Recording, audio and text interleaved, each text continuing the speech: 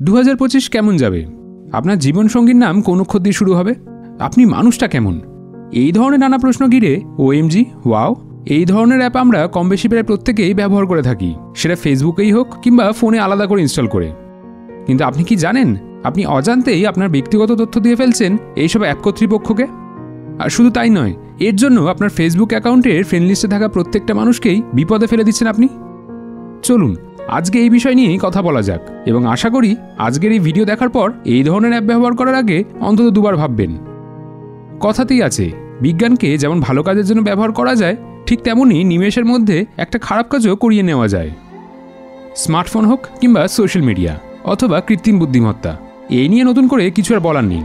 তবে যত দিন যাচ্ছে ততই অসুরক্ষিত হচ্ছে আমাদের যাবতীয় ব্যক্তিগত তথ্য, আর আমরা না জেনেই অনেকেই সেই ফাঁদে পা দিচ্ছি।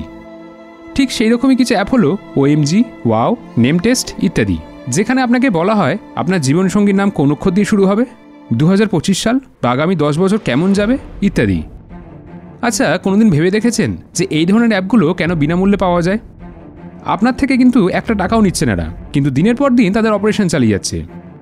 কিছুদিন আগেই আমরা একটা ভিডিও করেছিলাম যেখানে বলেছিলাম যে সোনা হীরের থেকেও দামি হলো ব্যক্তিগত তথ্য। এই ধরনের অ্যাপগুলো আপনার ব্যক্তিগত তথ্য দিয়ে সেগুলো বাজারে বিক্রি করে, আর এর দরুন আপনার ইমেল, আপনার ফোন কিংবা আপনি যখন ইন্টারনেটে কিছু করেন তখনই বিজ্ঞাপন আসে। ব্যক্তিগত তথ্য বলতেই প্রশ্ন আসে, কী রকম ব্যক্তিগত তথ্য? আচ্ছা, আপনি যে সোশ্যাল মিডিয়া প্ল্যাটফর্মে অ্যাকাউন্ট বানিয়েছেন সেটা হয় ইমেল অ্যাড্রেস দিয়ে, না তো ফোন নাম্বার দিয়ে, তাই তো? সাথে কী কী তথ্য দিয়েছেন? এই যেমন ধরুন, আপনি কোথায় থাকেন, আপনার পুরো নাম কি, আপনার জন্মদিন কবে, আপনি কোথায় কোথায় গেছেন ইত্যাদি। এবার আপনি যে এই ধরনের অ্যাপগুলো ব্যবহার করছেন, একবারও কি যাচাই করে দেখছেন যে আপনার কোন কোন তথ্য এরা ব্যবহার করছে?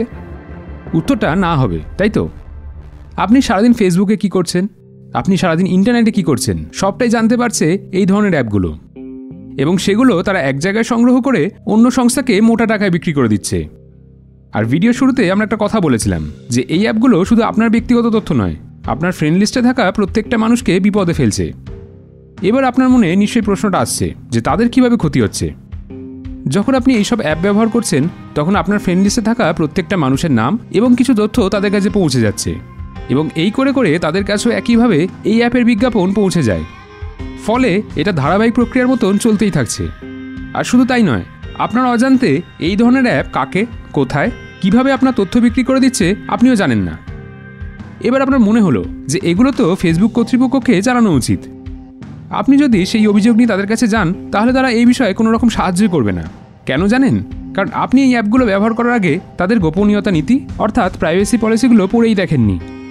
ফেসবুক কর্তৃপক্ষ ইতিমধ্যেই বলে দিয়েছে যে এই ধরনের অ্যাপ ব্যবহারের জন্য যদি আপনার ব্যক্তিগত তথ্য নিয়ে কেউ খারাপ কিছু করে তাহলে সেটা তাদের দায় নয়, কারণ এটা সম্পূর্ণ অন্য সংস্থা দেখছে, তাই দায় হবে পুরোটাই আপনার, কারণ আপনাকে সেটা বলাই হয়েছে আগে থেকে। আপনি শুধু প্রাইভেসি পলিসিগুলো ঠিকভাবে দেখেননি। আরও একটা কথা আপনাদেরকে বলে যাই, এই যে অ্যাপগুলো আপনাকে বলছে এটা হলে সেটা হবে, আপনি ভবিষ্যতে এই হবেন সেই হবেন, এগুলো দিয়ে কিন্তু আপনাকে প্রতারণা করা হচ্ছে, কারণ এগুলো সবটাই মিথ্যে। এগুলো কোনোদিনই মেলে না, এগুলো শুধুমাত্র আপনার থেকে তথ্য আদায় করার কৌশল। আশা করি আজকের এই ভিডিওটা আপনারা সবার কাছে ছড়িয়ে দেবেন, কারণ এই একটি ভুলের জন্য শুধু আপনি নন, আপনার সাথে সাথে আপনার ফ্রেন্ড লিস্টে থাকা প্রত্যেকটা মানুষই এই প্রতারণার শিকার হচ্ছে। আপনাদের কি মতামত এই বিষয়ে জানাতে ভুলবেন না কমেন্ট করে। নানা বিষয়ের উপর ভিডিও দেখতে হলে এই পেজটি ফলো করুন।